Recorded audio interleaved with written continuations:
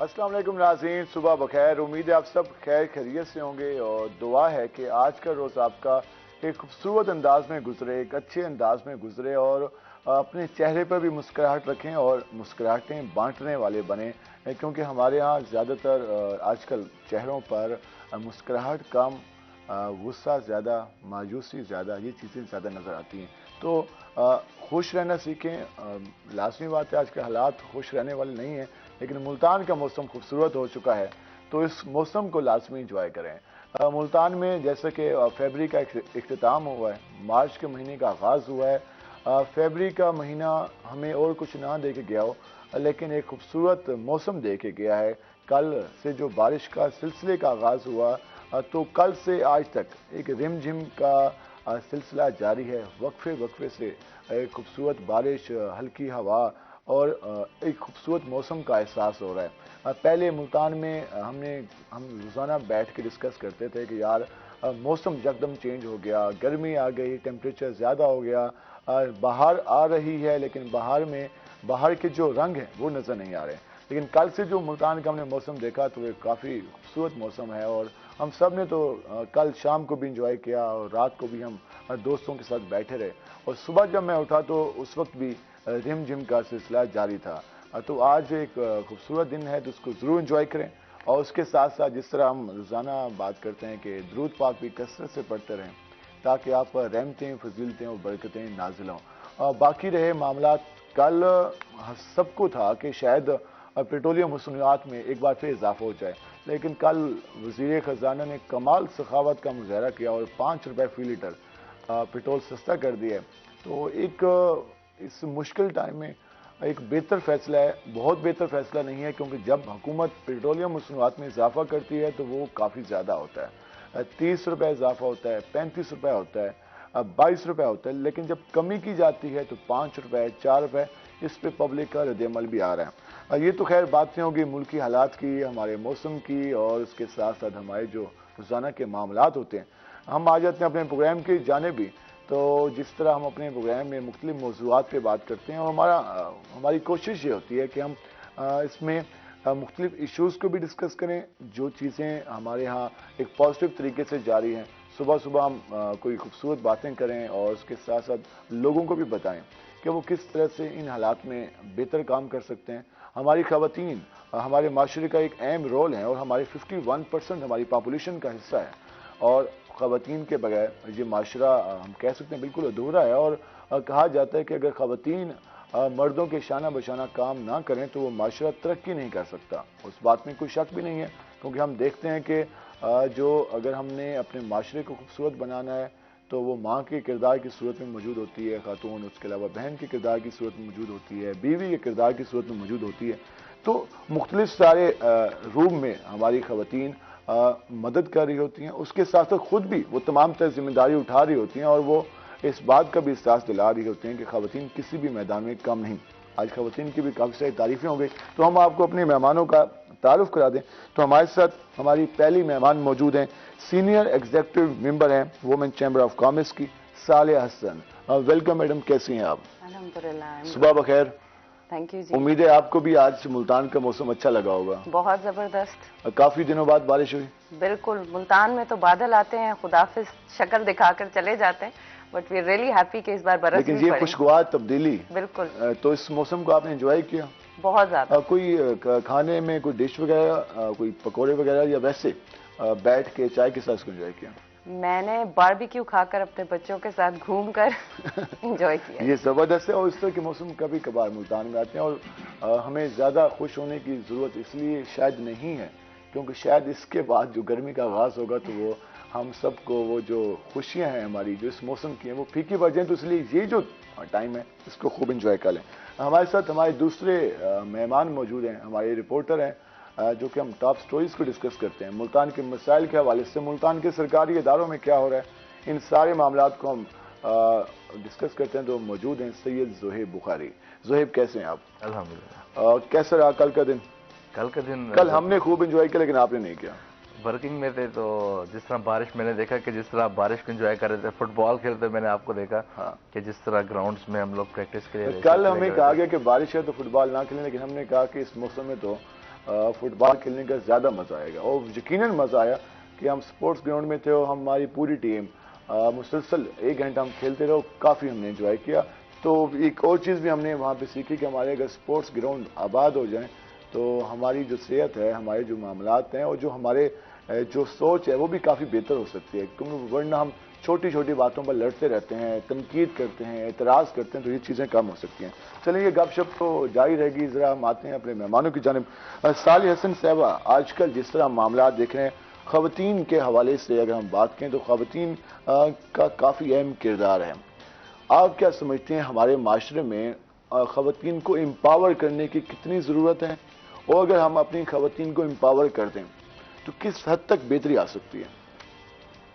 देखिए सर, बहुत अच्छा आपने क्वेश्चन किया मेरे साथ। मैं ये समझती हूँ कि उनको एम्पावर करने के लिए सबसे पहले उनको तालीम दी जाए, उनके अंदर शऊर पैदा हो, फिर वो घर से बाहर निकल के काम करें या घर में रहकर। अगर वो घर में रहती हैं तो बच्चों की अच्छी परवरिश कर सकती हैं। एक पढ़ी लिखी माँ एक पढ़ी लिखी कौम बना सकती है, लेकिन बाहर निकलेगी, घर में भी देखेगी, बाहर भी वो चीज़ें बैलेंस करेगी, तो डेफिनेटली जिस तरह आपने कहा कि 51% ख़वातीन हैं, तो इकोनॉमिक उनका उतना ही इकोनॉमिक जो हमारा पहिया चलाने की उनकी एफर्ट है वो उतनी ही होनी चाहिए। और हमारे यहाँ जो एक बड़ी ही नेगेटिव चीज़ है वो ये है कि लड़कियाँ इंटेलिजेंट हैं, ब्रेव हैं, डॉक्टर बनती हैं, डिफरेंट जगहों पर आती हैं, लेकिन पीछे से सोशल सपोर्ट नहीं है, कहीं फैमिली सपोर्ट नहीं है। शादी हो गई तो छुड़वा दो, बहू हमें ज़रूर डॉक्टर चाहिए, लेकिन वो प्रैक्टिस ना। आप डॉक्टर क्यों नहीं बनी? मेरा माइंडसेट थोड़ा डिफरेंट है। मैंने जब हर वालिदैन की हमारे ख्वाहिश होती है कि डॉक्टर बन जाए हमारी बेटी, या फिर वो टीचिंग में चली जाए, या फिर कोई और शोबा में। ऑटो इंडस्ट्री में आप आई, तो ऑटो इंडस्ट्री में कैसे आई और फैमिली ने कितना सपोर्ट किया, और जब आपने अपनी ख्वाहिश का इजहार किया तो उस वक्त रिस्पॉन्स कैसा था? मैं इस चीज़ में बहुत लकी हूँ। मेरे पेरेंट्स ने इनफैक्ट मुझे पढ़ाई पर भी कहते थे कि तुम इतना ज़्यादा ना पढ़ा करो कि तुम सारा वक्त पढ़ती रहती हो। मुझे बहुत सपोर्ट थी, कभी उन्होंने ये नहीं कहा ये पढ़ो ना पढ़ो, लेकिन वो ये ज़रूर कहते थे कि बेटा पढ़ना ज़रूर है, डिग्री ज़रूर होनी चाहिए, ये आपके हाथ पाँव है। और ऑटोमोबाइल में मैं इस तरह आई कि मैं अपने फादर को बहुत आइडियलाइज करती हूँ। पर आपको बच्चे तो ज़्यादा कोशिश उनकी होती है कि वो किसी एक जगह पे बैठ जाएं, गवर्नमेंट सेक्टर में चले जाएं, सिविल सर्वेंट में चले जाएं, कारोबार की तरफ वो कम आते हैं। तो ये बिजनेस की तरफ कब आपको ख्याल आया कि अब आपको स्टडी के बाद बिजनेस में आना चाहिए? असल में मेरी स्टडीज़ भी बहुत वेरिड है, बहुत ज़्यादा। मेरे साथ ये है कि अगर मुझे लगे कि एक सब्जेक्ट इससे आगे किसी मुझे कोई मुल्तान में रह के इंस्टीट्यूशन उससे बेहतर नहीं मिला तो मैं दूसरे सब्जेक्ट में चलेगी। मैंने ओ लेवल्स अपना प्री मेड में किया, FSc मैथ्स इकोनॉमिक्स के साथ किया, बैचलर्स मैंने बिजनेस और IT में किया, मास्टर्स और MPhil मैंने इंग्लिश लिटरेचर में किया। तो काफी सारे शोबाजात को आपने टच किया। तो बिजनेस जो है it's an art, it's a form of art. अगर आप क्रिएटिव हैं और आपके अंदर इतनी हिम्मत है कि आप बाहर निकलकर खड़े होकर देख सकें कि मैं क्या कर सकता हूँ, अपनी लिमिट्स को ट्राई कर सकते हैं। आपने कहा कि बिजनेस एक आर्ट है, जब आप अपने गोल अचीव कर रहे होते हैं तो उस वक्त क्या फीलिंग आ रही होती है? बहुत अमेजिंग। वैसे मैं एक टीचर भी रह चुकी हूँ, मैंने डिफरेंट ऑर्गेनाइजेशंस में पढ़ाया भी है, स्टूडेंट्स मेरे आज तक इन कांटेक्ट है मेरे साथ। मैं समझती हूँ ये पैगम्बरी सेवा है। मेरी मदर भी टीचर थी, तो मैं इंस्पायर होती हूँ कि आप अपने सामने रिजल्ट उसी वक्त बच्चे को पढ़ाते हैं, उसी वक्त एक रिजल्ट देखते हैं, उसको बेहतर होता हुआ अपने सामने देखते हैं।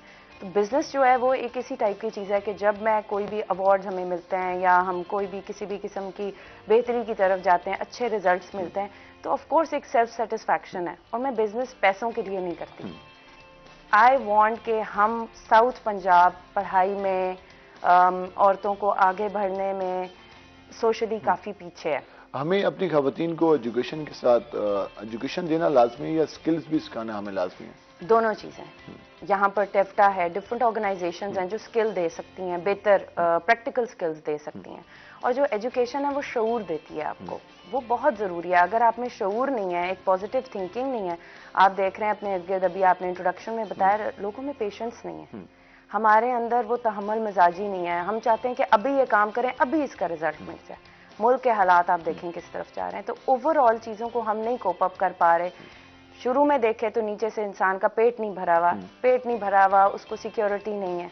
सिक्योरिटी नहीं है तो वो आगे से क्या सोचे कि वो क्या बेहतरी ला सकता है।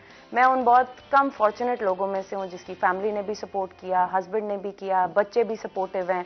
तो मुझे कभी भी इस चीज़ में प्रॉब्लम नहीं हुई। हम इस पे मज़ीद भी बात करेंगे और यकीनन अगर फैमिली की जानिब से सपोर्ट हो तो इंसान कुछ भी कर सकता है और बेहतरी की तरफ जा सकता है। हमारे यहाँ ज़्यादा लोग अपने जो उनकी ख्वाहिशात होती हैं उसके साथ साथ जो वो कुछ करना चाह रहे होते हैं, जो वो सोचते हैं, जिनमें उनको महारत होती है, जिन्हें उन्हें मालूम होता है कि अगर मैं इस फील्ड में आ जाऊँ तो इसमें काफ़ी बेहतर परफॉर्म कर सकूँगा या कर सकूँगी, लेकिन हमारी फैमिली के दबाव, हमारे माशरे की बातों की वजह से हम अक्सर वो काम नहीं करते जो हम करना चाह रहे होते हैं। जो हमें लगता है कि हम इसमें काफ़ी बेहतरीन कर सकते हैं, वो हम लोगों की बातों की वजह से नहीं करते।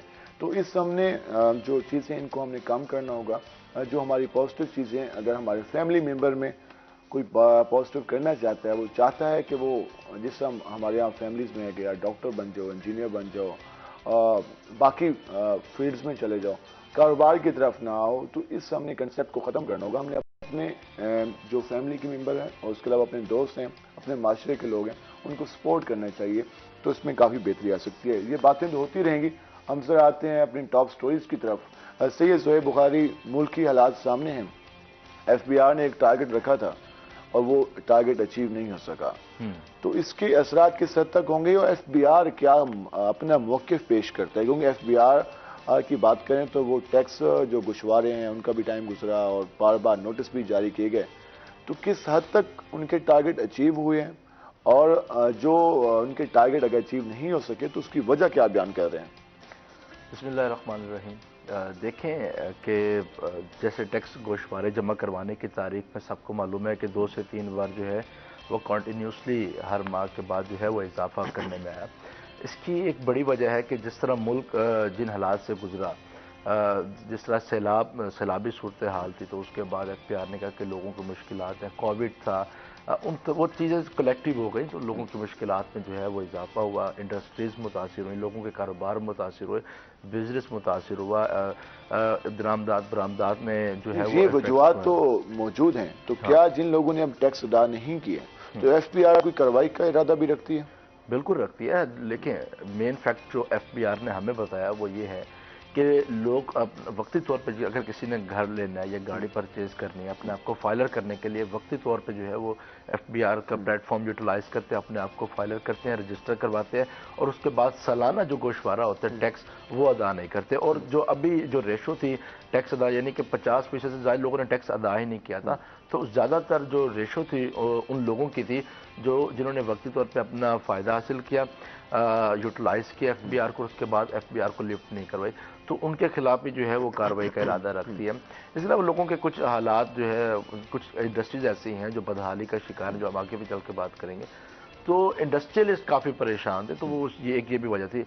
अब रिसेंटली जो 115 अरब रुपए के जो टैक्सेस लगा दिए गए हैं, जनरल सेल्स टैक्स को 17 से 18 कर दिया गया है, सिगरेट्स पर टैक्स लगा दिया गया, मुख्तलिफ मल्टीपल चीज़ों पर जो है वो टैक्स लगे, तो लोग काफ़ी परेशान हैं। यकीनन परेशान है। और एक जो चीज़ हमारे यहाँ हुकूमत की, हर हुकूमत ने ये कोशिश की कि आवाम से टैक्स लेना है, लेकिन इनडायरेक्ट टैक्स लेना है। डायरेक्ट टैक्स का कंसेप्ट शायद हमारे यहाँ नहीं है। हम आटे का थैला लें उस पर भी टैक्स देना है, इनडायरेक्ट टैक्स देना है। हम मोबाइल का लोड करें उस पर भी टैक्स देना है। हमारे साथ एक कॉलर भी मौजूद हैं, मलिक फराज। अस्सलाम वालेकुम फराज।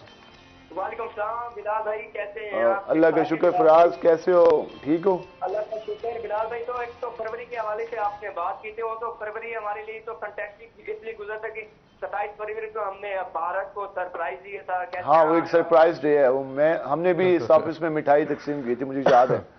जी। अच्छा बिलाल भाई, मेरा जोहेब भाई से सवाल है। जोहेब भाई कैसे हैं आप? ठीक है जोहेब भाई? जी अल्हम्दुलिल्लाह, आप सुने कैसे हैं? ठीक है जोहेब भाई, माशाल्लाह आपकी FBI की बीट है बड़ी। एक सवाल मेरा है कि जोहेब भाई, जिसमें FBI की आप बात करें, माशाल्लाह एज वेल एज बहुत अच्छा परफॉर्म कर रहे हैं। दूसरा जोहेब भाई ये है कि जब भी हम अपना एंड्रॉइड यूज करते हैं, एंड्रॉइड इस्तेमाल करते हैं, सोशल मीडिया इस्तेमाल करते हैं, तो हमें सबसे पहले एक चीज यूज होती है कि यार स्मगल मोबाइल होते हैं वो आए होते हैं। जब तारीफ लेता है तो उसके साथ फ्रॉड हो जाता है, अगर ले भी लेता है ये PTA वाले ब्लॉक कर देते हैं। इस हवाले से PTA कहाँ गई है और ये FBI क्या कर रही है? आई थिंक ये कस्टम का मामला होगा। फराज साहब का सवाल आगे, हम इस पे बात करेंगे। कस्टम्स के मामला हैं। देखिए, स्मगलिंग हो रही है, इसमें कोई शक नहीं।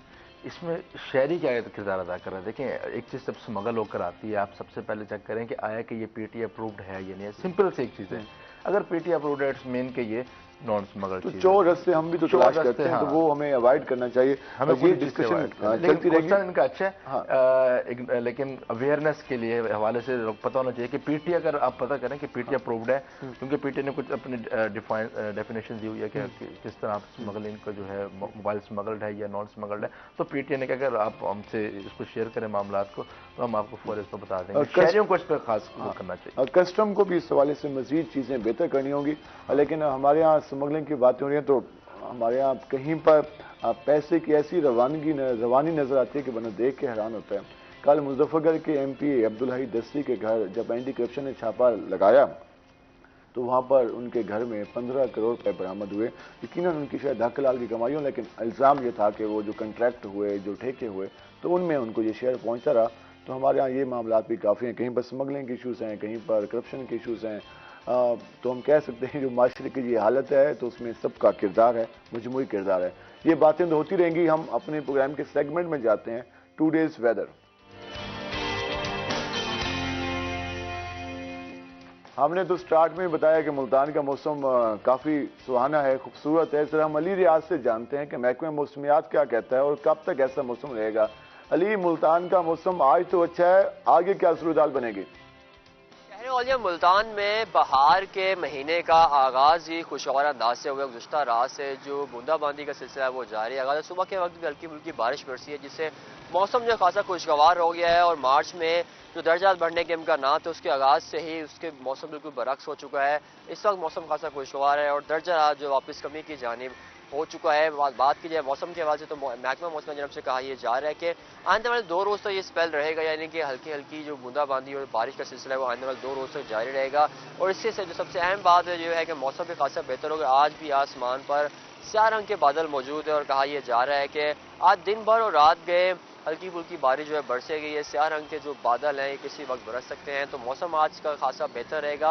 अहम तब्दीली ये है कि गुज़श्ता दिनों में खासतौर पर दोपहर के वक्त जो दर्जा खासा बढ़ जाता है, तो आज मौसम नॉर्मल रहेगा। जैसे कि आज जो ज़्यादा दर्जा रहता है वो 24 डिग्री सेंटीग्रेड तक रहने का इम्कान जाहिर किया जा रहा है, जबकि कम से कम दर्जा जो है सुबह के वक्त 14 डिग्री सेंटीग्रेड रिकॉर्ड किया था। मुझे नमी का तनासुब है वो 54% रिकॉर्ड किया था। मुल्तान शकीदुलमा में सुबह के वक्त से ठंडी हवाएं चलने से मौसम जो है सर्द हो गया और जाती सर्दी जो ऐसा लग रहा है कि वापस आ गई है। लेकिन ये जो तमाम तर मौसमी सूरत हाल है बताया जा रहा है सिर्फ आने वाले 4 से 5 रोज़ के माबैन ही मौसम ऐसा रहेगा। उसके बाद जो नए हवा से दाखिल होगा तो उससे दोबारा से मौसम जो है अपने एक रुख है उसकी जानिब गामजन हो जाएगा और दोबारा से दर्जा बढ़ना शुरू हो जाएगा। यानी कि मार्च के पहले हफ्ते के बाद से मौसम जो है अपनी नॉर्मल रूटीन पर वापस आ जाएगा।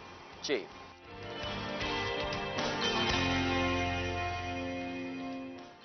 बहुत शुक्रिया अली रियाज। एक आपने खुशाइन बात ये बताई कि 3 से 4 रोज मुल्तान का मौसम ऐसा रहेगा, उसके बाद जो बाहर के दीगर रंग हैं वो हम देखेंगे और शायद वो मार्च के बाद जो हम देखते हैं कि मुल्तान का टेम्परेचर बढ़ना शुरू हो जाएगा। 2-3 दिन तो मुल्तान के लोग 30 उसके अलावा 28 डिग्री तक एंजॉय करें, उसके बाद हम 32 से आगाज़ होगा और 40 तक सिलसिला जाएगा।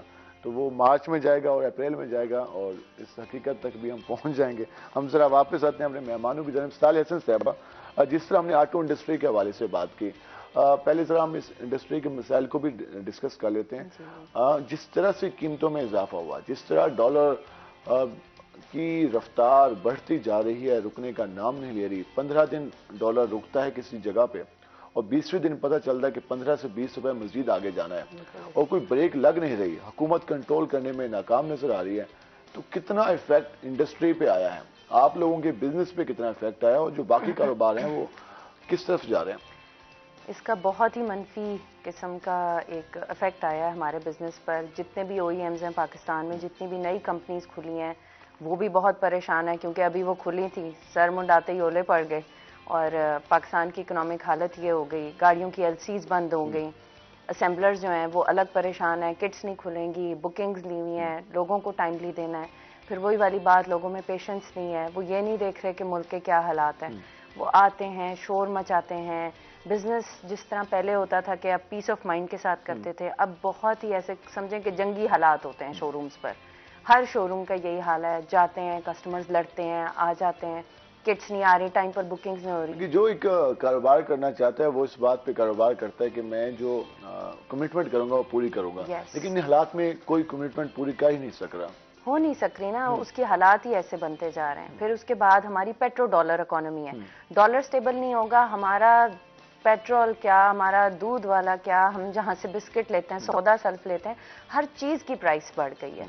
अब आप ये देखें कि जहाँ हमारा बिजनेस के जो प्रॉफिट मार्जिन थे वो लोग हैं, जो लोग हमारे पास काम करते हैं उन्होंने घर चलाने हैं, ऑफ कोर्स उनको पे ज़्यादा चाहिए घर चलाने के लिए, तो अभी बिजनेसेस लॉस में चले गए हैं, ब्रेक इवन पर भी नहीं आ जो सकते। हमने 2019 में देखा, 2019 में जब कोविड आया तो हमने मुख्तलिफ अदारों में डाउन साइजिंग देखी, तो इस तरह के हालात दोबारा नजर आ रहे हैं। हाँ, मैं ऑनेस्टली ये काफी बताऊं, गहरा सांस लिया। हाँ, बिजनेस में मैंने आपको पहले ही बताया, डेफिनेटली जो भी बिजनेस करता है वो एक प्रॉफिट मेकिंग ऑर्गेनाइजेशन होती है, बट मेरा उसके अलॉन्ग साइड एक ये बिजनेस करने का तरीकाकार है कि हम अपने इलाके को बेहतर तरीके से उसको उठा सकें, इकोनॉमिकली इधर उधर हेल्प कर सकें।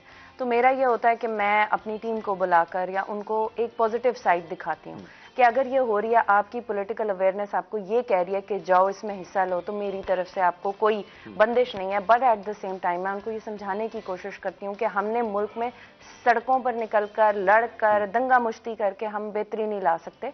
अगर हम अपनी अपनी जगह पर रहकर अपना काम बेहतरीन तरीके से करें तो उस तरीके से हम आगे बढ़ सकते हैं और किसी चीज का कोई इन फायदा हालात पे बिजनेस करना भी तो मुश्किल हो जाता है कि डेफिनेटली। जब लोगों में खौफ हो, लोग बाहर नहीं निकल रहे, लोगों को यकीन नहीं है। मैं ऑनेस्टली आपको बताऊं, हमारे लोग बेचारे अब बेखौफ हो गए, रोज के मसले सुन के, रोज की लड़ाइयाँ ये देखकर, अब तो ये रोज की बात हो गई है। तो वो एक खौफ शुरू में होता है, अब वो खौफ खत्म हो गया है, अब वो पेशेंस खत्म होकर लड़ाई की तरफ चीज चली गई है, लोग एग्रेसिव हो गए। यकीनन ये एक खतरनाक सूरत हाल है कि अब लोग एग्रेसिव हो रहे हैं, और यकीनन हम आए रोज, खाली आपने अगर तजर्बा करना है तो रोड पे देख लें, किसी से वैसे मुखातिब होकर बात कर लें तो आपको अंदाजा हो जाएगा कि हमारे लोग कितने एग्रेसिव हो चुके हैं। लोग बात बर्दाश्त नहीं करते। तो उसमें हम मजीद भी बातें करेंगे, कारोबार के हवाले से भी बात करेंगे, उसके अलावा जो हमारी सियासत में जो कुछ हो रहा है उस पर भी गुफ्तगू होगी। हमारे साथ रहेगा, मिलते हैं शॉर्ट ब्रेक के बाद।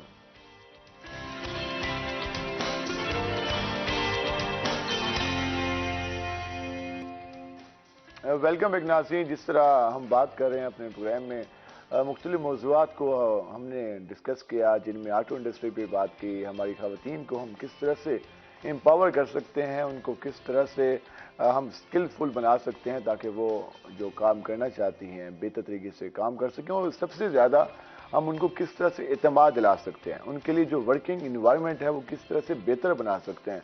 हमारे यहाँ जो बदकिस्मती से हमारे यहाँ मर्दों की सोच, हम कहा जाता है कि मर्दों का माशरा है, तो उस हवाले से भी काफ़ी ज़्यादा प्रॉब्लम्स होती हैं हमारी ख़वातीन को। तो ये बातें भी चलती रहेंगी। ज़रा जिस तरह हमने FBR के हवाले से बात की कि FBR ने टारगेट्स मुकम्मल हैं, कि सर सुहेब के पास वापस आते हैं, और जो हमारी पॉलिटिकल सूरत हाल चल रही है, पाकिस्तान तहरीक इंसाफ ने जेल भरो तहरीक का ऐलान किया, मुल्तान से गिरफ्तारियाँ कितनी हुई और कितनी होने वाली हैं, और कारकुनान क्या कहते हैं, इस पर हम बात करेंगे। सुहेब, मुल्तान में एक इवेंट सजा, कारकुनान जमा हुए, लीडर जमा हुए और कहा कि हम 10 मिनट का टाइम देते हैं, हमें गिरफ्तार कर लो। पुलिस का मौक़िफ़ था कि भाई हम गिरफ्तार नहीं करने आएंगे, आप खुद गिरफ्तारी देने आएंगे। तो ये जो दो जवाबात आए दो तरफ से, हमने देखा कि एक PTI का मौक़िफ़ और दूसरी जाने पुलिस का, तो पार्टी में अब क्या सूरत हाल है, अब लोग क्या जिक्र कर रहे हैं? PTI पे तो मुल्तानी क़यादत पे काफ़ी तनकीद हुई है। देखें, बड़ा दिलचस्प और इंटरेस्टिंग सवाल है ये। और देखिए, इमरान खान साहब की जानिब से जेल भरो तहरीक की अनाउंसमेंट की गई, और उसके अगले दिन गालिबन इमरान खान साहब ने खुद ही अबूरी जमानत भी ले ली, और ये बयान दिया गया कि लीडर कभी गिरफ्तारी नहीं देंगे। अगर लीडर ने गिरफ्तारी दे दी तो कारकुनान को डायरेक्शंस कौन देगा? वैसे अजीब सी हमारे तारीख लिखी जा रही है, जहां पर ये कहा जा रहा है कि लीडर गिरफ्तार हो गए तो फिर बाकी मामला कौन चलाएगा।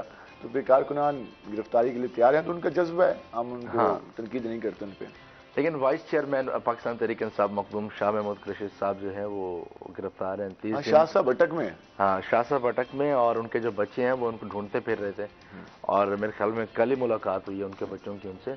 देखिए, अगर मुल्तान की बात करें तो मुल्तान से 200 कारकुनान बशमूल रहनुमाओं ने, जो 10 रहनुमाओं और बाकी 200 कारकुनान ने गिरफ्तारी देनी थी। नवाज शहर चौक पर मुख्तलिफ रैलियों की क़यादत में आए, जैन कुरैशी अल कुरैश हाउस से निकले, आमिर डोगर साहब डोगर हाउस से निकले, और अब्बास पप्पी आए, मोइन रियाज कुरैशी आए, एजाज जंजुआ साहब भी आए, और अनाउंसमेंट की जाती रही, और जिसने गिरफ्तारी देनी थी उनको जो है वो जी, मुझे ये फूलों का सारे हार भी पहना मनाजिर देंगे। देखकर एक खौफ सा आ रहा था कि हमारा माशरा किस तरफ जा रहा है। अब वो स्टेज पर लोग बुलाए जा रहे हैं, उनको हार पहनाए जा रहे हैं, कहा जा रहा है ये जो वो 10 वो जांबाज है जो गिरफ्तारी देने जा रहे हैं। और गुजरावाला में जो हमने देखा लोग कफन पहन के आए हुए थे, ये किस तरह का माशरा बना रहे हैं और किस तरह का मैसेज दे रहे हैं। इसको बेहतर अंदाज में भी किया जा सकता है। तहरीकें शुरू होती हैं हुकूमत पे तनकीद के हवाले से, लेकिन अजीब सी सियासत है। अब इस पे मजीद जो भी बात करेंगे। देखें फिर वो सूरत हाल कुछ इस तरह बनी, पुलिस भी वहां पर मौजूद थी और नवाज शहर चौक से तकरीबन 1 किलोमीटर के फासले पर जो है वो प्रिजन वैन मौजूद थी। पुलिस का जब हमने मौक़िफ़ लिया कि ये गिरफ्तारियां देने आए हैं, आप लोग इनको गिरफ्तार करें जिस तरह बाकी शहरों में हो रहा है, तो उनका जो जवाब था वो बिल्कुल परफेक्ट था। उन्होंने कहा हम किसी को, हमारे पास कोई डायरेक्शंस नहीं है, हम किसी को जो है वो बराह रास्त गिरफ्तार नहीं कर सकते। हाँ, अगर कोई खुद आके गिरफ्तारी देगा तो मोस्ट वेलकम, हम उसको गिरफ्तार करेंगे। हमने पीटीआई की जलसे में पहली बार देखा कि 10 मिनट का ऐलान हुआ और 5 मिनट में फिर ग्राउंड खाली हो गया, वरना लोग एंजॉय कर रहे होते हैं पीटीआई की तरह। और नवाज बप्पी की जानिब से जो है वो अनाउंसमेंट की जाती रही स्टेज से कि अगर पुलिस ना आई, 10 मिनट है हम पुलिस के पास, अगर पुलिस ना आई तो जो है वो हम मौखर कर देंगे, हम नई गिरफ्तारियां देंगे। 10 मिनट के बाद भी पुलिस 10 से मासूमी पुलिस वहीं पर, और उसके बाद 1 हफ्ते के लिए जो है वो जेल भरो तहरीक को जो है वो मौखर करना पड़ा। लेकिन मुल्तान में किसी किस्म की कोई गिरफ्तारी नहीं हुई और ये खुशाइन बात है मुल्तान के लिए, और लोग चाहते भी नहीं हैं कि वो इस तरह जेलों में जाएं, क्योंकि किसी की ख्वाहिश नहीं होती। हाँ, उनकी एक पॉलिटिकल स्ट्रगल है, पॉलिटिकल स्ट्रगल की वजह से लोग जाना चाह रहे हैं, तो एक अलग बात है। उन्हें कोई ख्वाहिश, खुशी से तो कोई नहीं जाता। तो इसमें हमारी पॉलिटिकल क़यादत को कुछ बेहतर अंदाज अपनाना चाहिए, पाकिस्तान तहरीक इंसाफ को भी और पीडीएम को भी। सिर्फ हम तहरीक इंसाफ पे तनकीद नहीं करें, हुकूमत का भी रवैया अगर बेहतर हो जाए। एक खुशाइन रवैया ये है कि वज़ीर दाखिला साहब के बयानात कुछ हल्के हो गए, वरना वो बयानात ऐसे देते थे कि फिर ज़्यादा माहौल ख़राब हो जाता था। और जो कारकुनान गिरफ्तार हुए हैं तो उनके साथ कोई ऐसा सलूक की भी शिकायत नहीं आई कि उनके साथ कोई ऐसा सलूक हो जिस पे माशरे में मज़ीद गुस्सा और इस तरह के जज्बात हों। तो अभी क्या लग रहा है, अभी जो मुल्तान की सियासत है, हमने देखा कि जब NA 155 और 156 के इलेक्शन के हवाले से बात हुई तो उसमें भी हम काफ़ी जोश व खरोश देखा। वो फिर लाहौर हाई कोर्ट ने अभी स्टे दे दिया। अभी जो सूरत हाल चल रही है मुल्तान की, तो क्या लगता है पाकिस्तान तहरीक इंसाफ, पाकिस्तान मुस्लिम लीग नून, इन दोनों का टाकरा कैसा रहेगा जब वन साइडेड मैच नजर आ रहा है? देखिए, इस पर जवाब देना नहायत आसान है। अभी रिसेंटली राजनपुर का इलेक्शन सबके सामने, पूरी कौम ने देखा और सबके सामने जिस तरह पीटीआई को फतह हासिल हुई है और 90,000 से ज़ायद वोट लिए और तकरीबन 30,000 से ज़ायद मार्जिन में, और इस सेंस में जबकि अपोजिशन में है पाकिस्तान तहरीक इंसाफ, गवर्नमेंट है नून लीग की, और नून लीग के कैंडिडेट को कहाँ देखिए वो किस पोजीशन पे मौजूद है, पीपल्स पार्टी के कैंडिडेट कहाँ पर मौजूद है। तो नून लीग का तो फिर भी दूसरा नून लीग कहती है कि 18 में हमारे पास तो मजीद खराब, 18 में हमारे पास उम्मीदवार नहीं था वहां पे। हाँ। और आज हमें 55,000 वोट मिल गए, तो वो इससे कामयाबी करा देते हैं। कामयाबी तो इससे भी हम जो है वो डिसीजन ले सकते हैं। अगर हम स्ट्रेटेजिक देखें उस तमाम तर मामला पे, तो एक अच्छा लोगों ने फैसला सुना है ना इसमें। देखिए, ना कोई धांधली का आंसर मौजूद था, ना दोनों पार्टीज की जानिब से ये कहा गया, लेकिन लोगों का फैसला, लोगों के फैसले को आप डिनाई नहीं कर सकते। सीट एडजस्टमेंट की बातें हुई, देखिए सीट एडजस्टमेंट तो अपर लेवल पर हो रही है, लेकिन जो वोटर है उसका नजरिया पार्टी के साथ होगा।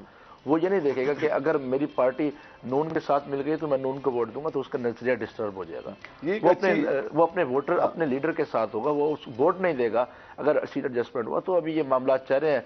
अगर देखें, पीपल्स पार्टी अपनी कैंपेन चला रही है, नून अपनी कैंपेन चला रही है, पाकिस्तान तहरीक इंसाफ का नजरिया आपके सामने, कल इमरान खान साहब जब पेशी में गए, पूरा रावलपिंडी, पूरा इस्लामाबाद जिस तरह बाहर निकला हुआ था, वो सबके सामने सोशल मीडिया पे वो निकला हुआ था। वो एक अपनी पार्टी क़यादत को सपोर्ट करने के लिए आया हुआ था। लेकिन एक चीज का भी ख्याल करना चाहिए कि हमारे यहाँ अदालतें हैं, अदालतों में इस तरह से पेशियां होती थी। कल जरदारी साहब पेश हों, वो भी अपने वर्कर्स को लेकर पहुंच जाएं, फिर मियाँ साहब आए मुल्तान, सॉरी पाकिस्तान, क्योंकि वो तो है नहीं अभी यहाँ पे, तो वो यहाँ पे उन्होंने कचहरी में जाना हो तो वो भी अपने 1,000-2,000 वर्कर लेके आ जाएं। तो एक अदालतों को तो हम ऐसे प्रेशराइज तो नहीं कर सकते। तो इसमें हमारी क़यादत को चाहिए कि जब अदालत में पेश हों तो कम से कम अपने वर्कर्स के साथ ना आए। इसको काफ़ी नेगेटिव रंग दिया जाएगा इन फ्यूचर जब भी कुछ लिखा जाएगा, क्योंकि अभी तो हमारे दोस्तों को काफ़ी अच्छा लग रहा है कि इतने सारे वर्कर आ गए, लेकिन किसी और पार्टी ने ये प्रैक्टिस शुरू कर दी तो वो बहुत मामला ख़राब हो जाएंगे। हम जरा वापस आते हैं सालिह हसन के पास। मैडम, जिस तरह हमने ख़वातीन के हवाले से बात की, सियासत का शौक है आपको? खास शौक नहीं है, बट मुल्क की बेहतरी चाहती हूँ। अब वैसे न्यूज़ सुनती हैं? बिल्कुल सुनती हूँ। और न्यूज़ में तो हर वक्त इस तरह के मामला चल रहे होते हैं। खान साहब ने ये कह दिया, मियाँ साहब ने ये कह दिया, ज़रदारी साहब ने ये कह दिया। तो ये जो हमारे साहबान हैं, इनकी जब आप गुफ्तगू सुनती हैं तो क्या फील होता है? ये फील होता है कि सबका अपना अपना पर्सनल एजेंडा है, मुल्क के लिए कोई भी नहीं पब्लिक के लिए, आवाम के। और जब आप मार्केट में आती हैं, लोगों को देखती हैं, और हम खुद भी देखते हैं जो लोगों के चेहरों पर मायूसी और ये सारा कुछ, तो फिर क्या फील होता है?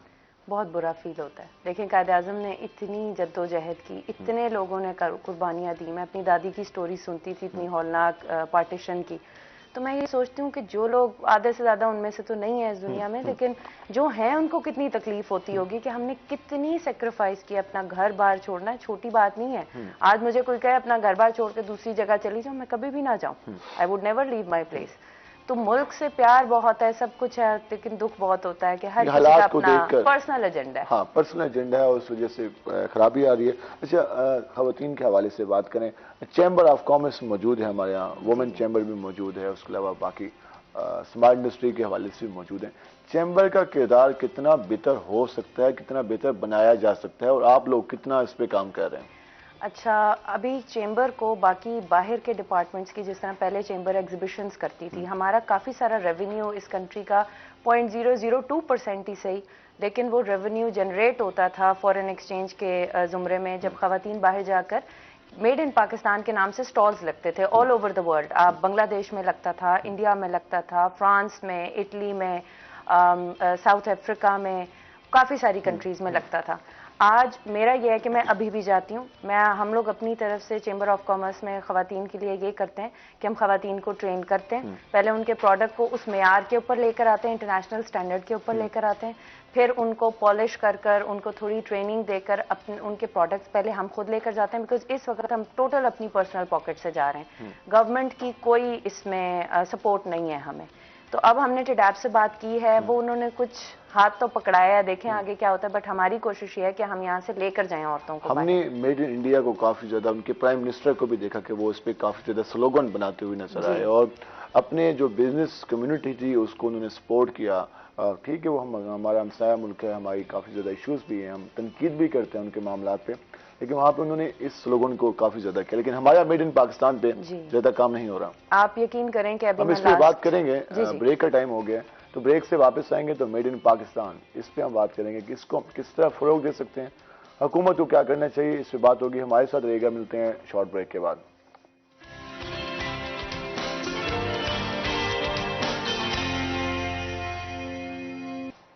वेलकम बैक नाज़रीन। जिस तरह हम ब्रेक से जाने से पहले बात कर रहे थे मेड इन पाकिस्तान के हवाले से, जो हमारी प्रोडक्ट हैं उनको किस तरह से हम मार्केट में लेके आ सकते हैं बैरून मुल्क। बाकी इतने सारे ममालिक हैं, तो हमारी प्रोडक्ट्स कहाँ पे हैं? हमारे मुल्क में भी बाहर के ममालिक की जो प्रोडक्ट्स हैं वो ज़्यादा यूज़ की जाती हैं, इस पर कोई इतराज़ हमें भी नहीं है, लेकिन जो हमारी प्रोडक्ट्स हैं पाकिस्तान की हैं उन पे कितना काम किया जा सकता है, और बाहर के ममालिक में उनको कितनी अहमियत दी जाती है, इस पर हम बात करेंगे। साले जिस तरह आप बता रही थी कि मेड इन पाकिस्तान प्रोडक्ट जो हैं उस पर कितना काम होना चाहिए, हुकूमत कितना सपोर्ट कर रही है, जब बाहर कोई एग्जीबिशन होती है तो हमारे स्टॉल कितने होते हैं? आप यकीन करें कि बड़े बड़े हॉल्स होते हैं, 90% इंडियन पवेलियन होता है, उस पर लिखा हुआ होता है, और पाकिस्तान के 2 स्टॉल, मैक्सिमम 3 स्टॉल्स होते हैं, क्योंकि हम अपनी जेब से स्टॉल का खर्चा भी, हम वहाँ पर डेकोर का खर्चा भी, हम अपनी टिकट्स, अपना स्टे, जो अफोर्ड कर सकता है वो फिर ये जाता है। उसमें भी ये है कि हमें सपोर्ट कहीं से नहीं होती। ठीक है, इंडियन पवेलियंस का ये है क्योंकि वहाँ एग्जिबिटर्स होते हैं, हम उनसे बातचीत करते हैं कि क्या आपकी गवर्नमेंट कैसे आपको सपोर्ट कर रही है। हम खुद भी देखते हैं, उनके एम्बेसडर्स या उनके हाई कमिश्नर्स हर रोज़ आते हैं, एवरी डे उनका एक विजिट होता है, उनके ऑफिस से किसी का लंच उनको दिया जाता है, उनका स्टे फ्री होता है, उनकी टिकट्स फ्री होती हैं। चलें, अगर हम नहीं कंपैरिजन करते, हमारी गवर्नमेंट ये नहीं करती, मुशर्रफ साहब के दौर में ये बहुत हुआ है, made in Pakistan, Las Vegas, US, हर जगह हुआ है। एंड सरप्राइजिंगली एक एग्जीबिशन पर मैं गई जहां मुशर्रफ साहब ने खुद विजिट किया, सब स्टॉल्स में से, और जो सबसे खूबसूरत डेकोरेटेड स्टॉल था उसको छोटा मोटा ऐसे अच्छा सा कोई गिफ्ट दे दिया, पर्सनल कैपेसिटी में जाकर के, आप खवातीन हैं, आप घर से इतनी दूर आई हैं, आपने ट्रेडिंग आप कर रही हैं और मुल्क को इसका फायदा हो रहा है, बेशक थोड़ा ही सही, लेकिन कतरा कतरा ही समंदर बनता है। प्रेसिडेंट पाकिस्तान की तरफ से एक गुड जेस्चर था, तो उसे एक अच्छा साइन माना गया।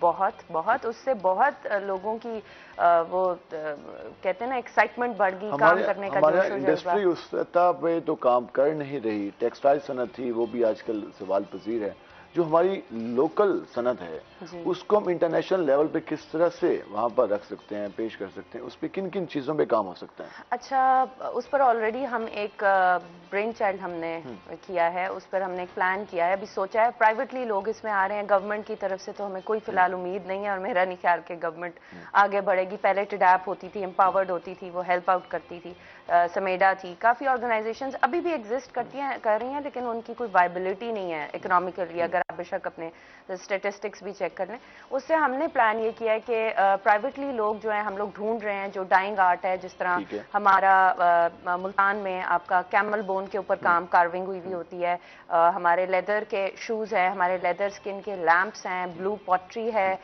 फिर हमारा चिनियोट का मुल्तान से बाहर जाएं लकड़ी का काम है, फिर आगे अखरोट का काम है, छोटा छोटा फर्नीचर, काफी सारे शीशे का काम है। तो हमने उन लोगों को जमा करके, उनके आईडी कार्ड्स वगैरह जमा करके, अब हम ये चाह रहे हैं कि हम जितने भी इंटरनेशनल एयरपोर्ट्स हैं, फॉर एग्जांपल पेरिस में, फ्रांस में पेरिस है, उसमें एक इंटरनेशनल एयरपोर्ट है चार्ल्स डी गॉल, फिर हीथ्रो है इंग्लैंड में, इस तरह डिफरेंट बड़े एयरपोर्ट पे छोटा छोटा पाकिस्तानी कियोस्क लगाएं। ये हमने अभी प्लान किया है और उसमें यह है कि ऑर्डर्स आए तो इन लोगों के लिए कोई रोजगार बन जाएगा। जो इतना आर्ट होने के बावजूद बीमार हैं तो पैसे नहीं है इलाज के, एक सेहत कार्ड निकला था वो भी अब खत्म हो गया, यानी कि कुछ जो कुछ भी था वो खत्म हो गया। हम इस अपनी जो हमारे यहाँ जो लोकल सतह पे जो चीजें हो रही हैं, अगर हम इसको इंटरनेशनली प्रेजेंट बेहतर अंदाज में करें तो यहाँ पर काफी ज्यादा चेंज आ सकती है। डेफिनेटली, क्यों नहीं आ सकती? हम किससे कम है, आप बताएं ना।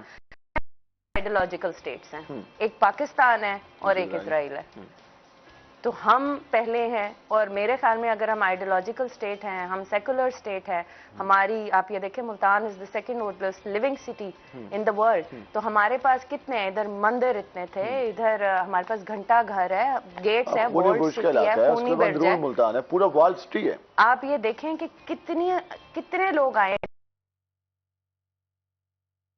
थे, इधर मैसेडोनियंस आए हैं, इधर कितने लोग आए हैं, अलेक्जेंडर द ग्रेट को तीर इधर लगा था खूनी बुर्ज पे। काफी ज्यादा वाकयात हैं। 5000 साल तारीख की बात की जाती है मुल्तान के हवाले से, तमाम द्वार देखे आर्यन कौम के हवाले से शुरू हो, हम देखते हैं कि सिलसिला अभी तक हमारे तक चल रहा है।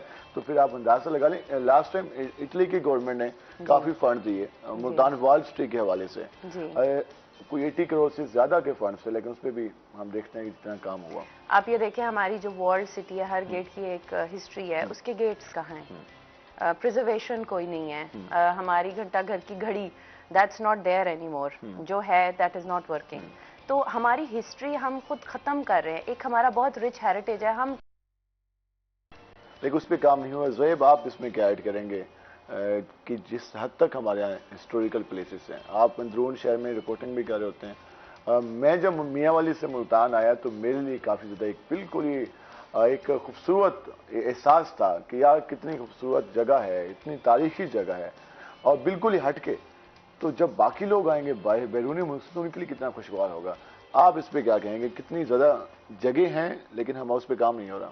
देखिए, बदकिस्मती से जो भी गवर्नमेंट आती है वो हमारे हेरिटेज को जो है वो फोकस नहीं करती।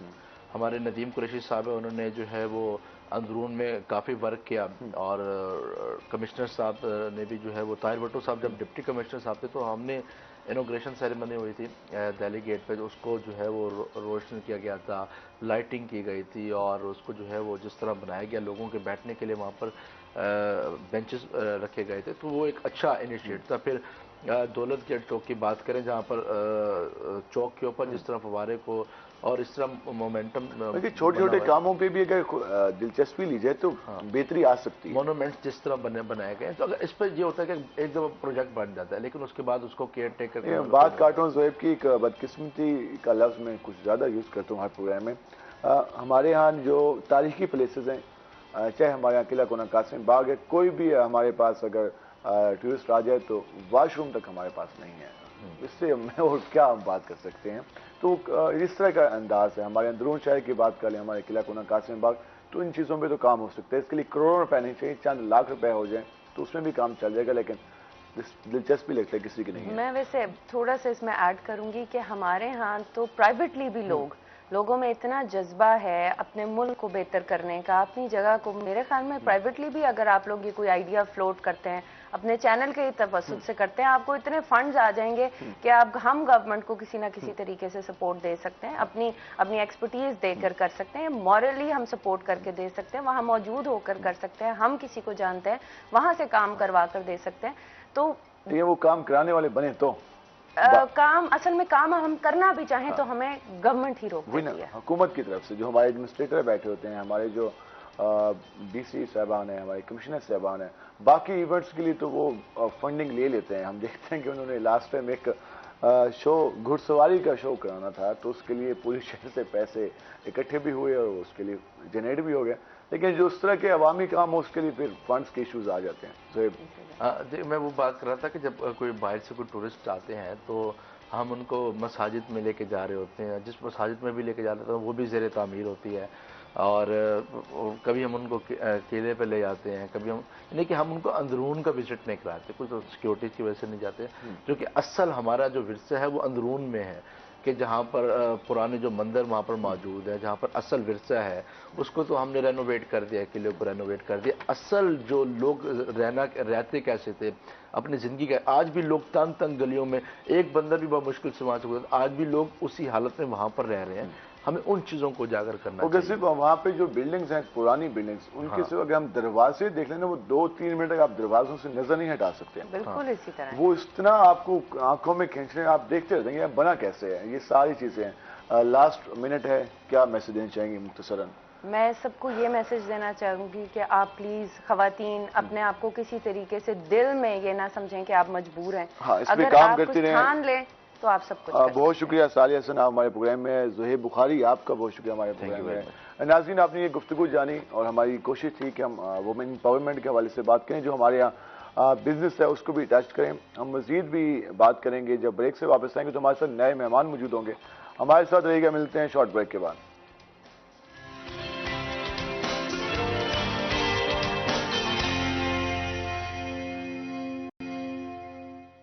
वेलकम बैक नाज़रीन। जिस तरह बातों का सिलसिला जारी है, हमने अपने प्रोग्राम के पहले सेगमेंट में जिस तरह डिस्कस किया, इंडस्ट्री को हमने डिस्कस किया, अपने सियासी जो मामला चल रहे हैं उन पे भी गुफ्तगू हुई, मुल्तान के मौसम पे भी हमने काफ़ी बात की, और यकीनन मुल्तान का मौसम एक अच्छा मौसम है और 3-4 दिन तक एक खुशगवार मौसम रहेगा। दुआ है कि आगे भी खुशगवार है, क्योंकि फिर रमज़ान आ जाना है और फिर लोग तो सुबह शाम दुआ मांगेंगे कि मौसम बेहतर है, इतनी ज़्यादा टेम्परेचर ना हो। तो ये तो खैर बातें चलती रहेंगी। हमने जिससे आपको बताया था कि जैसे ही हम ब्रेक से वापस आएंगे तो हमारे साथ हमारे नए मेहमान मौजूद होंगे। हम उनसे मुख्तलिफ मौज़ूआत पे बात करेंगे। टेक्नोलॉजी की बात की जाती है, और टेक्नोलॉजी के हवाले से अगर हम बात करें तो दुनिया जहां में टेक्नोलॉजी पे काफ़ी ज़्यादा काम किया जा रहा है, IT सेक्टर पे काम किया जा रहा है, और हमारे जो लोग IT में काम कर रहे हैं तो मुल्क के लिए भी काफ़ी ज़्यादा सूदमंद साबित हो रहे हैं। रेवेन्यू काफ़ी ज़्यादा आ रहा है। हम सुबह शाम कहते हैं कि हमारे हालात माशाल्लाह जा रहे हैं, और हमारे यहाँ इंपोर्ट एक्सपोर्ट के भी इश्यूज चलते रहते हैं।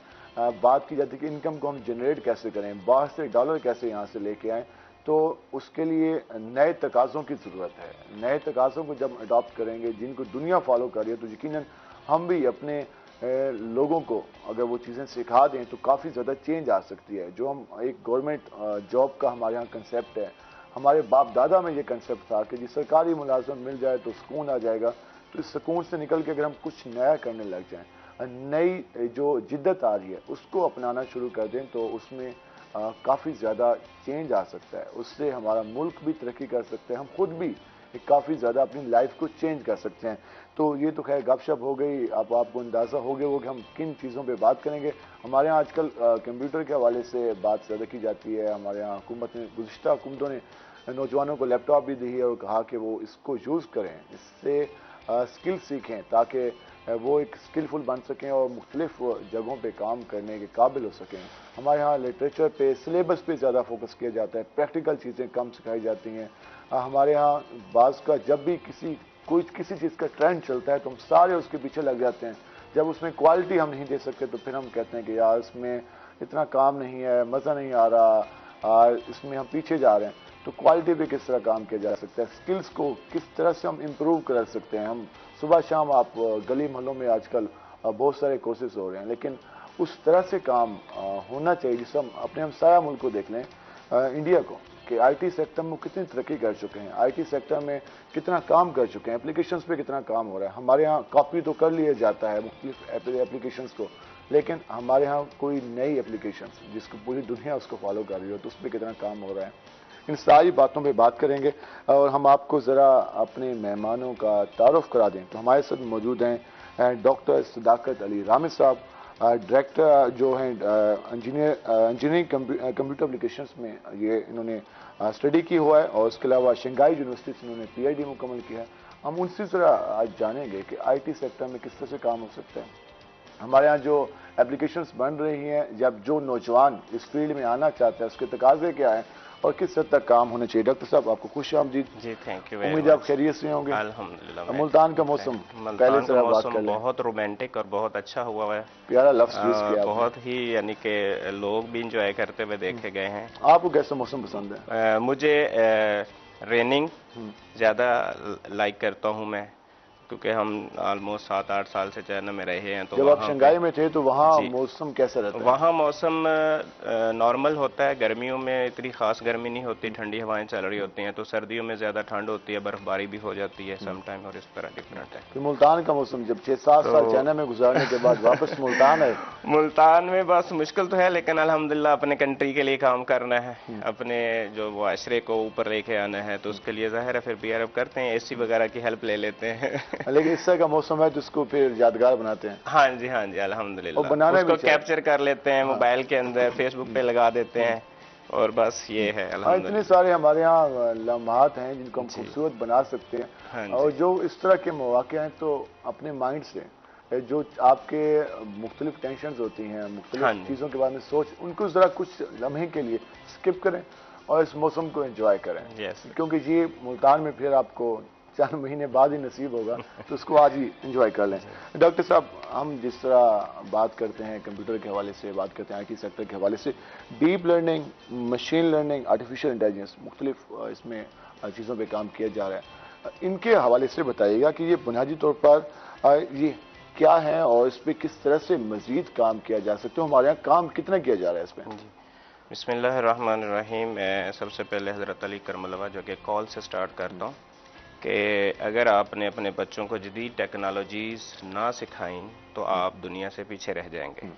और इसी पे आगे मैं लेके चलूँगा चीज़ें कि हम कहाँ अपने बच्चों को सिखा रहे हैं, और हमें और भी सिखाना है, कोशिश भी हम कर रहे हैं अल्हम्दुलिल्लाह, बच्चों को मोटिवेट कर रहे हैं, इन साइड पे लेके आ रहे हैं।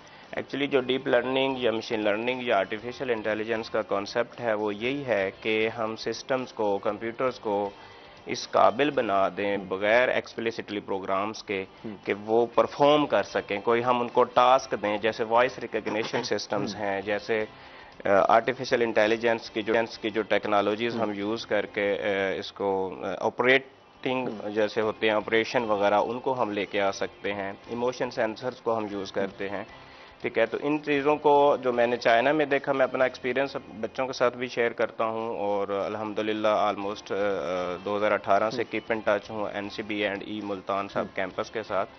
तो कोशिश यही है कि बच्चों को इस तरह उसको इजी करके दिया जाए, सब्जेक्ट को इजी करके दिया जाए, ताकि वो उसमें अपना इंटरेस्ट डिवेल्प कर सकें। उसके लिए मेन चीज़ हमारे पास आती है लैंग्वेजेस, जो कि हम बच्चों को सिखा रहे हैं अल्हम्दुलिल्लाह। फ्रेंडली यूज़र लैंग्वेज पाइथन है, उसके ऊपर बहुत सारा काम हो रहा है, डाटा साइंसेस में जाके हो रहा है, रोबोटिक साइड पे हो रहा है, और इसी तरह मशीन लर्निंग, डीप लर्निंग की जो हमारी टेक्निक्स है वहाँ पे हम इनको यूज़ कर रहे हैं। तो अगर अब दूसरे कंट्रीज़ को अगर हम थोड़ा सा कंपैरिजन करें तो आई थिंक सो हम अभी बुक स्टडीज़ में हैं, बच्चों को हम चीज़ें पढ़ा देते हैं, लेकिन थोड़ा सा उनको आई थिंक किसी जगह पे ले जाके, अगर आप किसी सर्वर एनवायरनमेंट भी नहीं मिल रहा, एनवायरनमेंट का थोड़ा सा लैक है हमारे पास, थोड़ा सा इशू चल रहे हैं।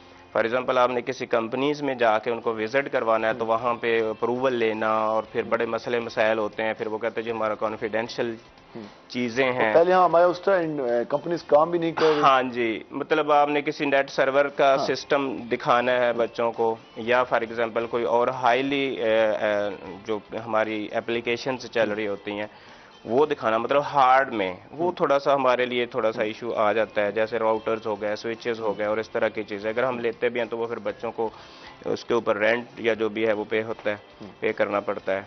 तो इस साइड पे हमें मोल्ड होना चाहिए। हमारी जो कंपनीज हैं जहाँ पे हाईली काम हो रहा है, हमें बच्चों को वहाँ पे लेके जाना चाहिए, जैसे ट्रिप्स की सूरत में हो या जिस तरह भी है, ताकि वो वहाँ पे जाके एक उनका ट्रिप भी हो जाए, एंजॉयमेंट भी हो जाए और वो वहाँ पे लर्न भी कर सके।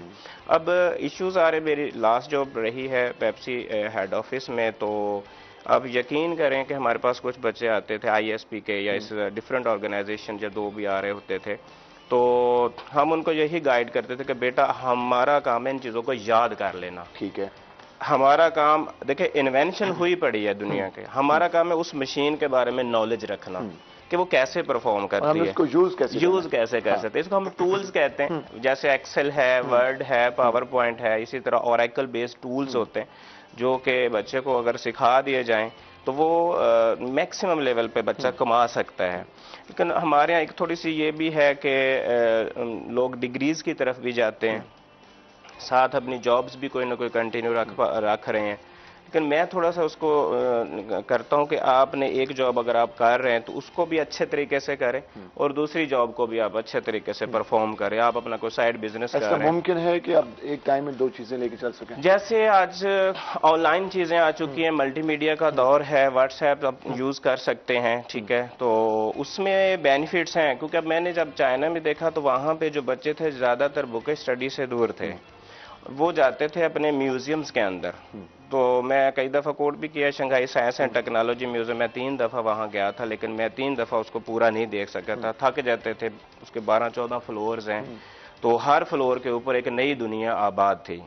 तो उसमें मैं ज़्यादातर जाता था अपने जो मेरे कंप्यूटर साइंस की फील्ड्स थी वहाँ पे, एनाटॉमी की जो फील्ड्स थी, क्योंकि मैंने रिसर्च करनी थी मेडिकल साइंसेस के ऊपर। और मेरे अल्हम्दुलिल्लाह 5 to 6 पब्लिकेशंस हैं यूरोप के कंट्रीज़ के अंदर। तो उसमें मैंने जो काम किया हुआ है वो heart field of the world पे काम किया था, मेडिकल साइंसेज में, जिसमें इमेज प्रोसेसिंग है, ठीक है, और इसी तरह इलेक्ट्रोएंसेफेलोग्राफी है।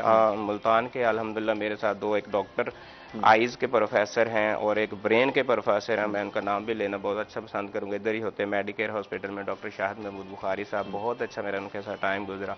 उन्होंने मुझे बायो के हवाले से मेरे पेपर को रिव्यू करके रिव्यूज़ दिए, तो उन्होंने एक्सीलेंट लिखा कि you did work very excellent, ठीक है।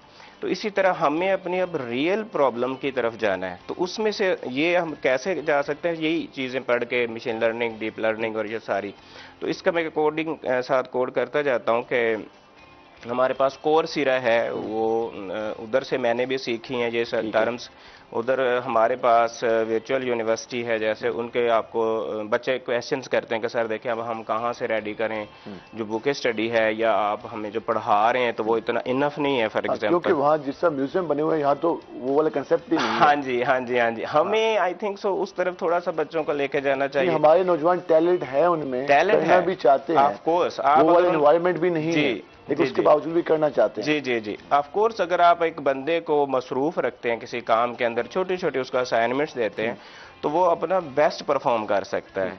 हमारे यहाँ थोड़ा सा कॉन्सेप्ट ये है कि बच्चा 3 घंटे 4 घंटे यूनिवर्सिटी में पढ़ता है तो उसके बाद उसकी डायरेक्शन चेंज हो जाती है, वो किसी और फील्ड में, अगर फॉर एग्जांपल उसकी आईटी की, सीएस की फील्ड है, तो वो क्या करेगा, कहीं भी उसको जॉब मिलेगी ना तो वहां जाके वो जॉब कर लेगा फॉर अर्निंग पर्पस। तो आई थिंक सो वो अर्निंग पर्पस भी ठीक है, चले अपना उसने निज़ाम चलाना है, लेकिन साथ साथ अपनी फील्ड को ज़्यादा वो आगे लेके आए कि जिसमें उसने डिग्रीज ली हैं, जिसमें आगे वो एमफिल, पीएचडी और इस तरह। अल्हम्दुलिल्लाह हमने अपने एनसीबी&ई के अंदर पीएचडी भी स्टार्ट कर दी हुई है अल्हम्दुलिल्लाह। डिफरेंट डिपार्टमेंट्स में हमारे पास हमने इंटरव्यूज भी कर लिए हैं, इंशाल्लाह एडमिशन भी आज सुन। हम अभी जब दुबई के मैं कुछ वीडियोस वहाँ रिपोर्ट पे हवाले से, वहाँ टेक्नोलॉजी पे काफी काम हो रहा है। हाँ, मिडल ईस्ट में अब काफी ज्यादा इसमें दूसरे हमें ट्रेंड नजर आ रहा है। हमारे यहाँ इस पे तो चीजें हम इसीलिए थोड़ा सा पीछे पीछे हटते जा रहे हैं कि दुनिया अब मल्टीमीडिया पे आ गई है, सारी दुनिया उसके ऊपर ही परफॉर्म कर रही है। अब आप यकीन करें कि मैं जब 2016 में गया था, मेरी यूनिवर्सिटी का सिनेरियो और था। जब मैं दोबारा फिर 2018 में गया हूं तो आप देखें कि मेरी ही यूनिवर्सिटी के अंदर QR कोड्स के ऊपर काम हो चुका था और हम QR कोड को ही यूज करते हुए अपनी जरूरियात पूरी कर रहे थे। मतलब देखिए उन्होंने ये थोड़े से टाइम में 6 या 7 महीने के, मैं जब दोबारा गया हूँ चाइना के अंदर, तो उन्होंने इतनी चीजें चेंज कर ली उसको। QR कोड लगा दिए। अच्छा, फिर हम पासपोर्ट ऑफिस में गए तो पहले तो हमने जाके फॉर्म फिल किया, जैसे हमारे यहाँ 4, 5, 6 फॉर्म्स हों तो वह फिल करते हैं, काफी टाइम लग जाता है आपको। अच्छा, दोबारा जब हम वीजा लगवाने गए नेक्स्ट ईयर, तो आप यकीन करें हमने जस्ट अपना उस वक्त वो मशीनरी अवेलेबल नहीं थी उनके पास, उन्होंने हमने जाके अपना पासपोर्ट मशीन के सामने किया, मशीन ने वो कैप्चर किया डाटा, जस्ट हमारी रियल पिक्चर बनाई, पूरे 5 के 5 फॉर्म उसने प्रिंट करके हमें दे दिए। मैं बहुत उससे इम्प्रेस हुआ कि मुझे जस्ट साइन करने थे अब उसके ऊपर, क्योंकि वो साइन आपने रियल करने होते हैं, जो भी बंदा ही और शी है, तो इस तरह वो अपने आप को आगे लेके जा रहे हैं। फिर इसी तरह पिछले दिनों चाइना के अंदर ऑलमोस्ट 3 से 4 क्लासेस उन्होंने अपने बच्चों को स्पेस में जाके पढ़ाया है। स्पेस के अंदर आपके जो फिजिक्स के कॉन्सेप्ट्स हैं कि आप एक बॉल पेंट, एक पानी या वाटर जो उसको फेंकेगा तो एक जगह पे जो भी है वो चीज आके रुक जाती है। इवन कि वो खुद जो है सारी नीचे उनकी क्लासेस चल रही हैं और ऊपर वो जो उनके स्पेस के जो लोग हैं वो उनको बता रहे हैं कि ऐसे ऐसे आप एक्सपेरिमेंट्स कर सकते हैं। लेकिन वो उसमें तो फिर लाजमी बात, जो स्टूडेंट्स हैं उन्होंने भी बेहतर अंदाज में उसमें सीखना भी है और आगे परफॉर्म भी करना है। हमारे यहाँ इस पर काम करने की ज़रूरत है और हमारी गवर्नमेंट को भी इस हवाले से इस पर जो वसाइल हैं, जो इस हवाले से हमारे यहाँ तो बदकिस्मती या मशीनरी की बात करें तो हमारे यहाँ तो LC बंद है, कुछ हम इम्पोर्ट ही नहीं कर सकते इस तरह की चीज़ें। तो अगर हम इस पर बेहतर अंदाज में काम कर लें तो यकीनन बहुत बड़ी चेंज आ सकती है। ये बातें तो चलती रहेंगी। हमारे साथ हमारे दूसरे मेहमान भी हमारे साथ शरीक हो चुके हैं। आज 1 मार्च है, सिविल डिफेंस का आलमी दिन है। शहरी दिफा के लिए इस महकमे को काफ़ी अहम समझा जाता है। इस पर कितना काम हो रहा है, इसको मज़ीद बेहतर किस तरह से किया जा सकता है और इसकी क्या क्या ज़रूरियात हैं जो इस वक्त वो इस तरह लोगों को सर्व कर सकता है ये महकमा, इस पर बात करने के हमारे साथ मौजूद हैं civil defence officer Rana Tariq Waheed साहब। राना साहब खुश आमदीद।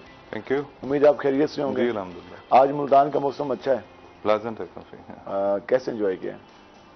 अभी तो सेलिब्रेशन चल रही है इंटरनेशनल डे की, तो इंटरनेशनल डे भी यादगार हो गया आज का। याद हो गया बिल्कुल। और सिविल डिफेंस के आलमी दिन की तारीख के हवाले से बात कर लें, इसकी क्या अहमियत है और शहरियों को क्या इस हवाले से मैसेज देंगे? बिस्मिल्लाहिर्रहमानिर्रहीम। सिविल डिफेंस बेसिकली ये after first world war organisation जो है ये वजूद में आई। इसका पहले नाम था air red precautionary service, ARP यानी सर्विस कह देते थे हम इसको। इसका काम ये था कि जब बमबारी होती थी फाइटर प्लेन के जरिए, तो ये लोगों को इंटीमेट करते थे कि आप शेल्टर लें। उससे ये हुआ कि नुकसानात काफ़ी कम हो गए। तो उसके बाद फिर ये इंटरनेशनल सिविल डिफेंस ऑर्गेनाइजेशन बन गई, जेनेवा में इनका ऑफिस है। पाकिस्तान भी उसका मेंबर बन गया आफ्टर पार्टीशन। अब ये हर साल कोई ना कोई टाइटल दिया करते हैं, तो जो जो मेंबर्स मुल्क हैं, जो कि मोर देन 100 है, वहाँ पर इसकी तकरीबात की जाती है। डिजास्टर के पेश नज़र, चाहे वो नेचुरल हो, ज़्यादातर नेचुरल डिजास्टर को फोकस किया कर जाता है। इस साल का जो टाइटल पूरी दुनिया में जिसके तहत तकरीबात चल रही है वो है role of IT in risk assessment. Welcome एक नाज़रीन, जिस तरह हम गुफ्तगू कर रहे हैं डीप लर्निंग के हवाले से बात की, मशीन लर्निंग के हवाले से बात की, उसके साथ साथ हमने टेक्नोलॉजी को टच किया और जो हमारे यहाँ सिविल डिफेंस का महकमा है उसके हवाले से भी हम बात करें। जब ब्रेक से वापस ब्रेक पे जा रहे थे तो हम अपने स्कूल्स के हवाले से बात कर रहे थे। हमने पहले भी कहा कि हमारे यहाँ हर साल जब बोर्ड्स के एग्ज़ाम होते हैं तो लाखों बच्चे अपीयर होते हैं और एक एक बोर्ड में, एक एक डिवीज़न में ये सूरत हाल होती है कि पूरे पंजाब की बात कर लें तो फिर तो हम लाखों में ये तादाद चली जाती है। तो हमारे स्कूल्स में हमारे टीचर्स को कितनी ज़रूरत है, उनको कितनी चीज़ बताने की ज़रूरत है। राना साहब, हमारे स्कूल्स, हमारे कॉलेजेस, हमारी यूनिवर्सिटीज़ और हमारे टीचर्स, एक जानब स्टूडेंट्स को हम ब्लेम करते हैं, दूसरी जानब हमारे टीचर्स होते हैं। इन दोनों जो फ्री कैन हैं, जो दोनों जो स्टेक होल्डर हैं, इनको सिविल डिफेंस के हवाले से समझाना, तरबियत देना, इनकी आगाही देना कितना लाजमी है? ये बहुत ज़रूरी है। और मैं आपको ये बताऊँ, मुल्तान डिस्ट्रिक्ट में हमने हर स्कूल कॉलेजेस के एक मास्टर ट्रेनर पैदा किया था, प्रोड्यूस किया था, उनको लेक्चर दिया था कि आप अपने इदारे में जाकर अब ये कन्वे करेंगे ये इंस्ट्रक्शंस। उस पर कुछ हुआ भी होगा काम। मैंने जैसे पहले भी बताया कि हम इस चीज़ को सीरियस नहीं ले रहे। आप ये देखें कि हमारे एजुकेशन सिस्टम में डिग्री क्लास तक इस्लामियत और पाक स्टडीज मस्ट है। उसकी रीजन ये है, इस्लाम हमारा मजहब है, आइडियोलॉजी ऑफ पाकिस्तान हमारा बेसिक्स है, वेरी इंपॉर्टेंट। अब जो लाइफ है, इंसानों की लाइफ है ना, ये एक सब्जेक्ट होना चाहिए सिविल डिफेंस। अगर हम सिविल डिफेंस को लोग समझते हैं कि शायद ये फायर का, फर्स्ट एड का, यहाँ तक की बातें, ऐसा नहीं है। सिविल डिफेंस सब्जेक्ट में आपका स्पोर्ट्स एक्टिविटी आएगी, आपका न्यूट्रिशन आएगा, आपके मैनर्स आएंगे, आपके ट्रैफिक रूल्स की ऑब्जर्वेशन आएगी, how you can lead a good life. ये उसके अम्ब्रेला में ना सिविल डिफेंस का इतना बड़ा टॉपिक है। बाकी ममालिक में इस पे फोकस है 100% है। हाँ। उधर तो बाकायदा इसके प्रैक्टिकल्स होते हैं। अब ये देखें जैसे कोरोना आया, बेशक ये हेल्थ से रिलेटेड इशू है, लेकिन ये अम्ब्रेला डिजास्टर की शक्ल जब इख्तियार कर जाएगा तो ये फिर सिविल डिफेंस के एम्बिट में आएगा। तो सिविल डिफेंस एक सब्जेक्ट, मैं रिक्वेस्ट करूंगा हायर अथॉरिटी से कि ये भी सब्जेक्ट इसको मस्ट किया जाए, ताकि स्टार्ट से लेकर जब बंदा ग्रोन अप मैन हो। अब देखें ना, एक शख्स इंजीनियर बनता है, वो जाके ऐसे मैंने कई लोग देखे हैं कि वो जाके ऐसे खतरनाक जगह पे काम कर रहा होता है, लेकिन उसको बेसिक सिविल डिफेंस पता ही नहीं। उसकी जान को खतरा है, उसका लिम्स खुदा न खास्ता डैमेज हो सकता है।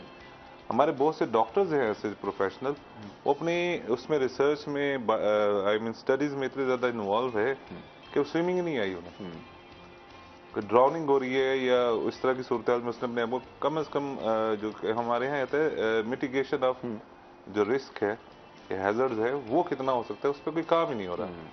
तो बच्चे की जब आप स्टार्ट से लेकर डिग्री तक, मैं तो ये समझता हूँ कि जब डिग्री क्लासेस हो तो उस वक्त हर बच्चे को आप एक ड्राइविंग लाइसेंस दें उसके पेपर में, जिसमें ये सारा कुछ आ जाएगा कि क्या वो माशरे के लिए एक यूजफुल मेंबर बना है।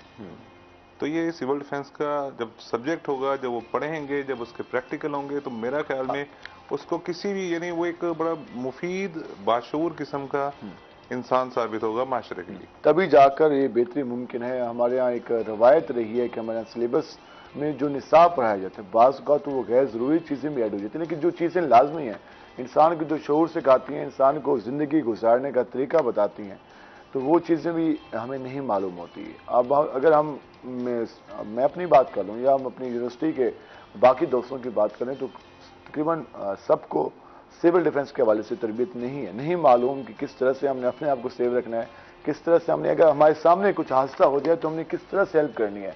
हम सुबह शाम अपने मदारिस में भी, अपनी मसाजिद में भी, अपने घरों में भी ये दर्स देते हैं कि हमें दूसरे की हेल्प करनी चाहिए, लेकिन हेल्प कैसे करनी है हमें नहीं मालूम। हम तो कोई हमारे सामने हादसा हो जाए तो हमें ये भी नहीं मालूम कि उसका अगर खून बह रहा है तो हमने रोकना कैसे है, उसको फर्स्ट एड कैसे देनी है। इस हद तक भी हमारी तरबियत नहीं हुई, तो ये एक बदकिस्मती है, इस पे काम होने की ज़रूरत है। डॉक्टर साहब, ये सारी चीज़ें तो हैं माशरे का हिस्सा। अब हम ज़रा एजुकेशन सिस्टम के हवाले से बात कर लें। हमारे तालीमी निज़ाम और जो इंटरनेशनल स्कूल मौजूद हैं उनका सिस्टम, हमारे स्टूडेंट कैसे कम्पीट करेंगे जब हमारा सिस्टम ही अपग्रेड नहीं होगा? तो आप किस नज़र से देखते हैं? फिर उसका बेहतर हल यही है कि हमारे स्टूडेंट को इस तरह मोटिवेट कर दिया जाए कि उसको उस चीज़ की अहमियत बता दी जाए कि एजुकेशन एक वाहिद फील्ड ऐसी है जो आपको कंट्री टू कंट्री लेके जा सकती है। आप अपने आप को उसमें पॉलिश इतना कर लें, उन चीज़ों को रेडी इतना कर लें, प्रिपेयर इतना कर लें कि आपको कोई भी मतलब जो है इन फ्यूचर जो है टास्क दिया जाए तो आप उसको इजीली कंप्लीट कर सकें। तो मेहनत वाली साइड पे लेके आना चाहिए स्टूडेंट्स को। एक्चुअली हमारा स्टूडेंट, आज के दौर का जो स्टूडेंट है, वो थोड़े से बाईपासेस के चक्करों में चल रहा है। वो चाहता तो है कि मैं यूरोप में जाऊं, वहां जाकर 2, 4, 5 लाख रुपए सैलरी लूं, लेकिन जब उसका इंटरव्यू किया जाता है या ऑरल या जो भी वर्बल इस तरह, तो या उससे उसकी फील्ड के बारे में क्वेश्चन किया जाता है। बहुत सारे ऐसे स्टूडेंट्स हैं जो मुझे फीडबैक दे रहे हैं, मेरे पास आ भी रहे हैं, क्योंकि मैं उनको लेटर ऑफ रिकमेंडेशंस बना के दे रहा हूँ यूनिवर्सिटीज़ के लिए, बाहर की यूनिवर्सिटीज़ के लिए। तो मैं फिर उनसे पूछता हूँ कि बेटा बताएं कैसा एक्सपीरियंस रहा। कहते सर हमने जो है ना टाइम जो है ना वेस्ट किया है, अब हमें एहसास हो रहा है, अब हम क्या करना चाह रहे हैं, हम कहीं इंटर्नशिप कर रहे हैं। क्योंकि वो उस टाइम हो जाती है या उस टाइम फोकस कर लिया जाता है तो काफी बेहतर हो। जी सर, हमारे प्रोग्राम का टाइम मुकम्मल हुआ है। डॉक्टर सदाकत अली रामी साहब, बहुत शुक्रिया आपका। रान दायक भाई साहब, आपका शुक्रिया। नाज़रीन, आपने ये गुफ्तगू जानी, हमें काफ़ी सारी चीज़ों को इम्प्रूव करने की ज़रूरत है, हमें अपनी ज़ात पे भी काम करने की ज़रूरत है, हमें अपने रवैये बेहतर करने होंगे। अगर हम कम्युनिटी की खिदमत करना चाहते हैं तो कुछ तो हमारे अंदर ऐसी चीज़ हो कि हमें कभी मौका मिले तो हम खिदमत कर भी सकें, और जो हमारा एजुकेशन सिस्टम है उसको मज़ीद अपग्रेड होने की ज़रूरत है। अगर हम IT सेक्टर को बेहतर अंदाज में यूज़ कर लें तो हमारे यहाँ जो चंद बिलियन रुपीज़ और चंद करोड़ डॉलर के लिए जब हम मिन्नतें कर रही होती है हमारी हुकूमत, तो हमारे प्राइम मिनिस्टर कह रहे होते हैं कि मुझे फलां मिला और उसने मुझे अच्छे अंदाज से मिला तो मैंने $1 बिलियन मांग लिया, तो इन चीज़ों से हम बच सकेंगे, हमारा मुल्क खुद ही अपने पाँव पे खड़ा हो जाएगा। तो आज के प्रोग्राम से अपने मेज़बान बिलाल खान नियाज़ी को इजाज़त दीजिए। अल्लाह ने के बाद।